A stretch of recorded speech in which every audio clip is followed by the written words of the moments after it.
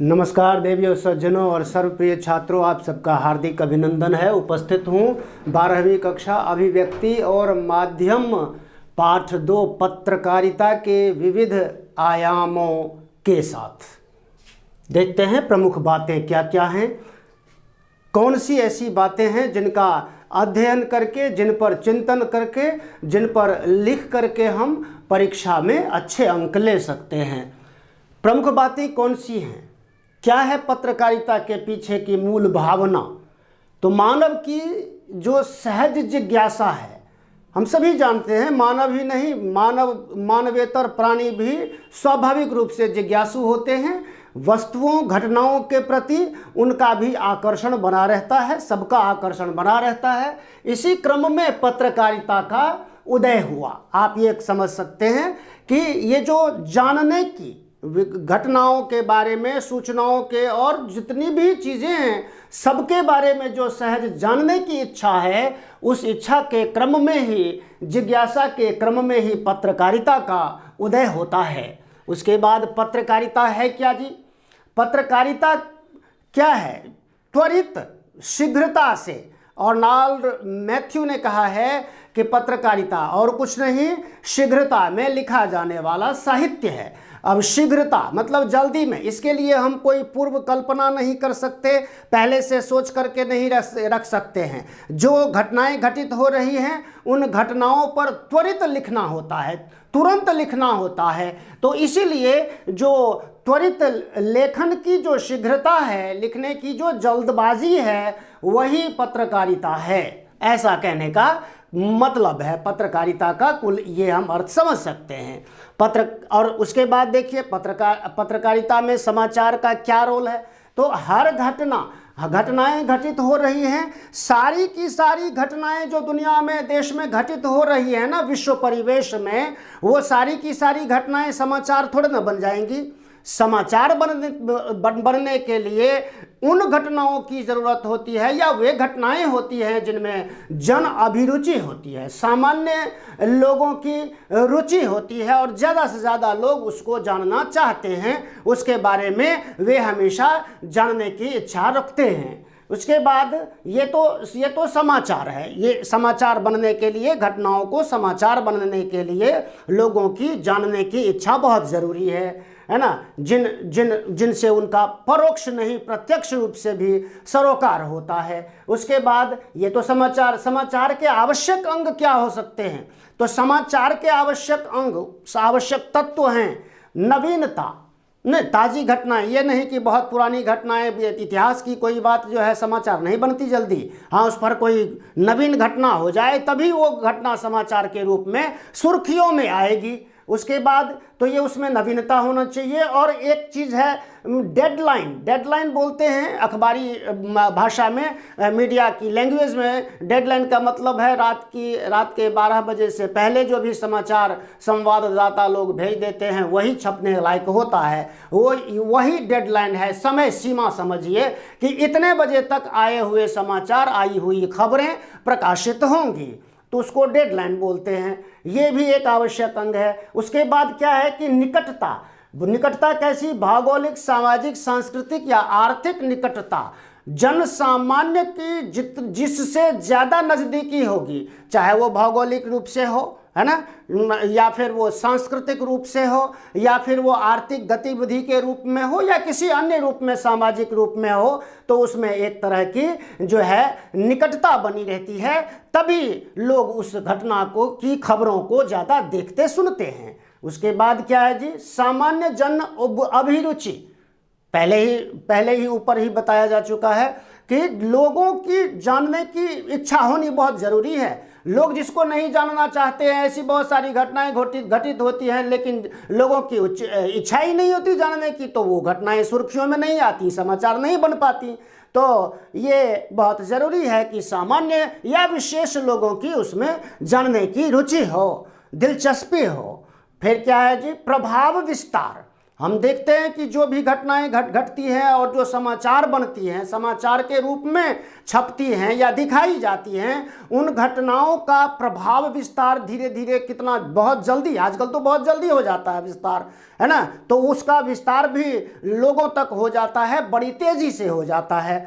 फिर और खास करके कौन से मामले ऐसे हैं जो जिसका विस्तार, जिन घटनाओं की सूचनाएं मिलते ही उसका विस्तार बहुत जल्दी से उनका विस्तार होता है, चाहे वो संघर्ष हो, चाहे वो दो देशों के बीच का संघर्ष हो, लोगों के बीच का संघर्ष हो, समुदाय के बीच का हो, धर्म के बीच का हो, भाषा के बीच का हो, जैसा कि आज देखा जा रहा है, या फिर कोई दंगा फसाद वाला मामला हो, तो वो भी सुर्खियां बटोरती हैं ऐसी घटनाएं। फिर कोई आंदोलन हो, जैसे कि आजकल कृषक आंदोलन जोरों पे चल रहा है, तो सभी लोग उसको जानने के लिए और क्या हुआ, आज क्या हुआ, कल क्या होगा, तो इसके बारे में जो सामान्य अभिरुचि होती है, तो ये प्रभाव का कारण होता है। फिर विश्वविख्यात लोग, है ना, जिसको हम अंग्रेजी में सेलिब्रिटीज़ कह सकते हैं। सेलिब्रिटीज़ बोले तो फिल्म से जुड़े हुए लोग, या फिर राजनीति में बहुत नामी लोग, अथवा व्यापार जगत में उद्योग, बहुत बड़े इंडस्ट्रियलिस्ट, बहुत बड़े नाम वाले लोग, है ना, इनसे जुड़ी घटनाएं, ये आवश्यक तत्व हैं। ये लोग भी सुर्खियां बनते हैं और क्या नाम है, समाचारों में जो है रहते हैं, तो ये लोग भी बहुत भूमिका निभाते हैं, ये भी आवश्यक अंग हैं। उसके बाद आते हैं, देखते हैं इसमें समाचार के अगले अंश में अंग में क्या महत्वपूर्ण है, बहुउपयोगी जानकारी। ज़्यादा लोग जिसको जानने की इच्छा रखते हैं और जो उपयोगी साबित होती है, ऐसी जानकारी मिलना बहुत ज़रूरी है ना, आवश्यक अंग है। अद्वितीयता, उसमें एक अनोखापन होता है, अद्वितीयता होती है ना, जो पहले नहीं, इनक्रेडिबल, पहले जो नहीं घटी है, बिल्कुल अभी घटी है, तो उसके बारे में भी एक या फिर प्राकृतिक कोई घटना हो या कोई आपदा हो, अचानक से बहुत घनघोर बारिश हो जाना कहीं पर, किसी शहर में, किसी खास स्थान पर, अथवा बाढ़ आ जाना, या फिर सूखा पड़ जाना, या फिर कुछ वज्रपात, ऐसी बहुत सारी घटनाएं, प्राकृतिक घटनाएं। और पाठक वर्ग का मतलब है कि किसी खास घटना विशेष को देखने सुनने वाले लोग किस कैटेगरी के हैं, तो ये इनकी भी बहुत बड़ी भूमिका होती है।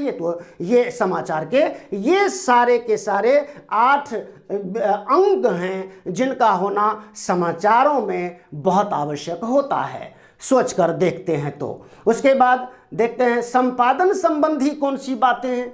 तो सबसे पहले तो संपादन का मतलब है जो व्याकरणिक रूप से भाषा को सही रूप में ढाले, वह कार्य संपादन का होता है ना। उसके बाद उसका ये अर्थ हुआ। और नीति नियामकता बहुत ज़रूरी है। तो ढांचागत जो नीतियाँ होती, जैसे हम देखते हैं समाचार माध्यमों के जो संगठन हैं, चाहे वो टीवी हो या प्रिंट हो या जो भी हो, तो उसमें एक संस्था होती है जिसके एक नियम कानून होते हैं, तो वो बहुत आवश्यक हैं कि क्या होना चाहिए, समाचार में क्या छपना चाहिए, किस तरह से छपना चाहिए, इसका क्या प्रभाव होगा, आदि बहुत सारी बातें सोचने लायक होती हैं, सोची जाती हैं, उन पर ध्यान रखा जाता है। उसके बाद संपादन, ये सब संपादन के सिद्धांत हैं भाई। जब तक कोई सिद्धांत नहीं होगा तब तक कोई संस्था थोड़े चलेगी।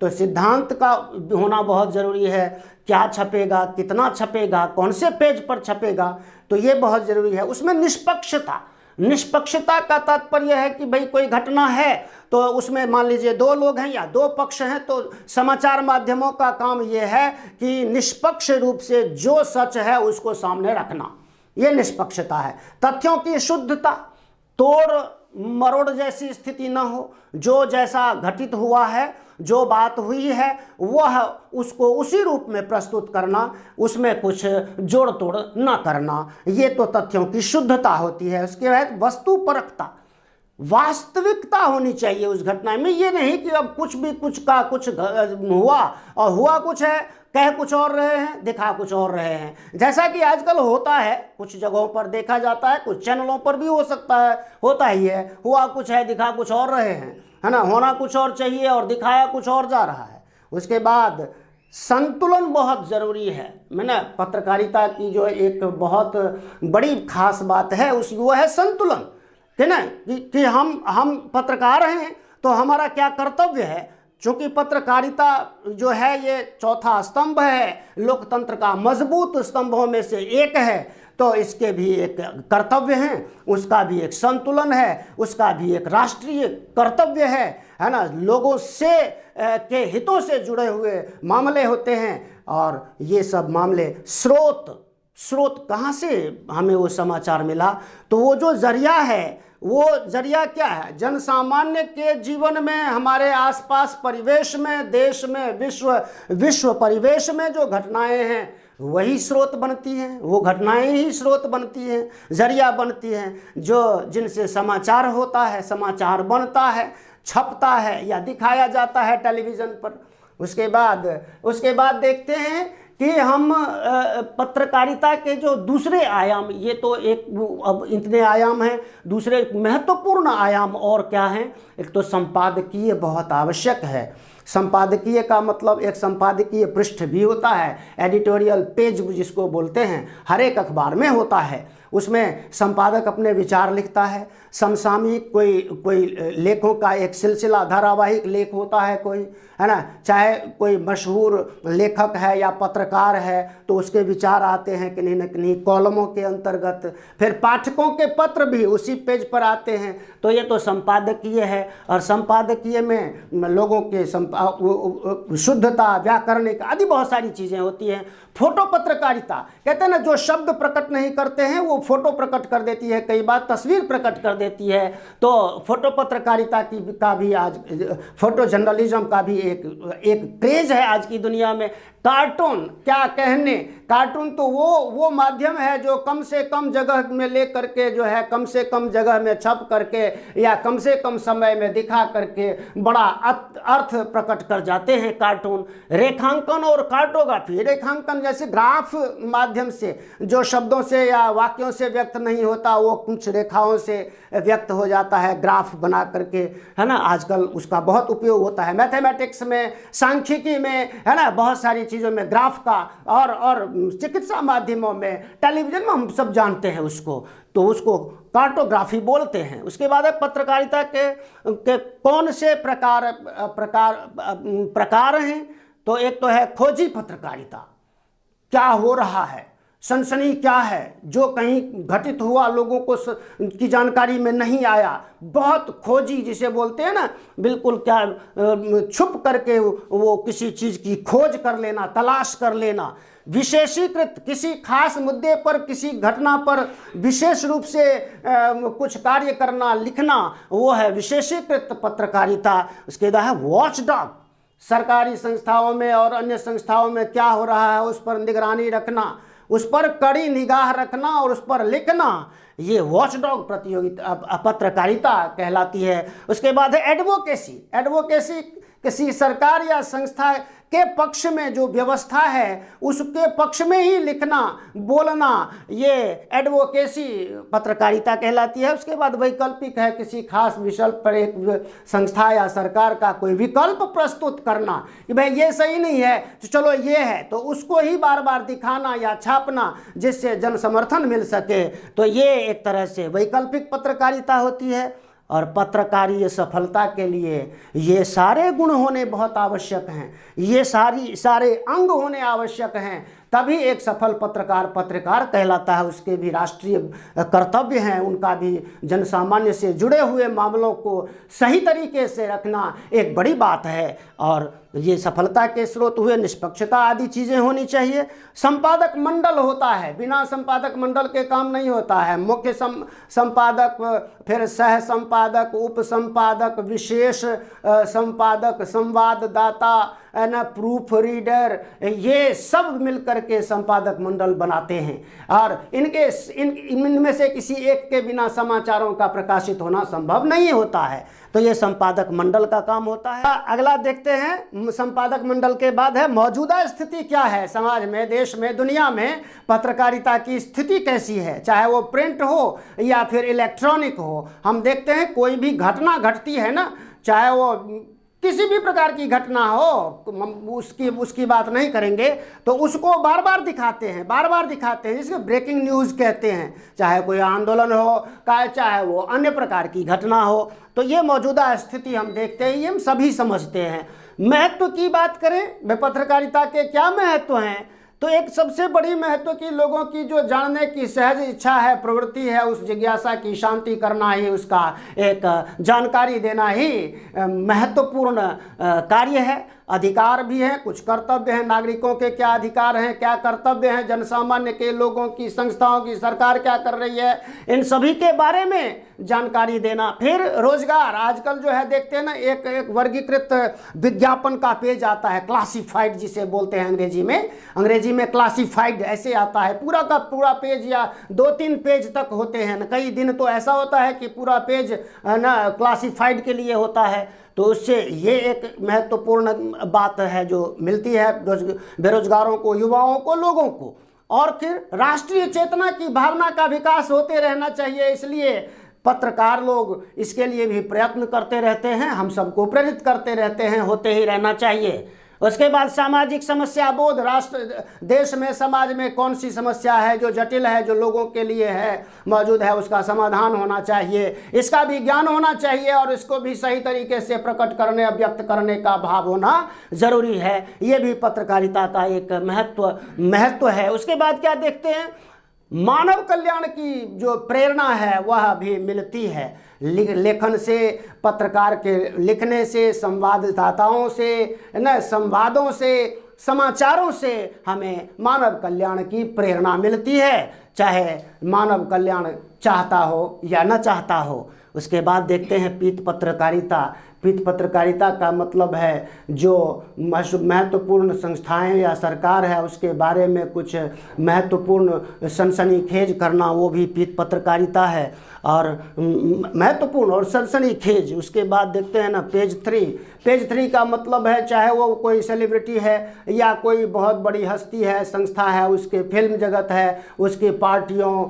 है ना और आदि चीज़ों से संबंधित जो छपते हैं, जो दिखाए जाते हैं, उसको पेज 3 बोलते हैं। उसके बाद डेडलाइन का मतलब है, पहले बता चुका हूँ, रात के 12 बजे तक जो खबर आ गई वही छपती है, वही डेडलाइन है। उसके बाद न्यूज़ पेज का मतलब है किसी खास घटना के ऊपर चाहे कोई फीचर लेख लिख रहा है या फीचर फिल्म बना रहा है, तो उसको उसी का उल्लेख उसी संदर्भ में बार बार करना और कई बार करना, ये न्यूज़ पेज का काम होता है। तो ये भी जाने और इन सभी बातों को जान करके किताब में जो प्रश्न हैं, प्रश्नों के एक उत्तर, एक प्रश्न वाले, एक नंबर वाले अथवा 2 या 3 नंबर वाले, उनके उत्तर लिखने में आपको बड़ी आसानी हो जाएगी। अब तक देखने के लिए धन्यवाद, नमस्कार। चैनल को जो सब्सक्राइब न किया हो तो प्लीज़ कर दीजिए।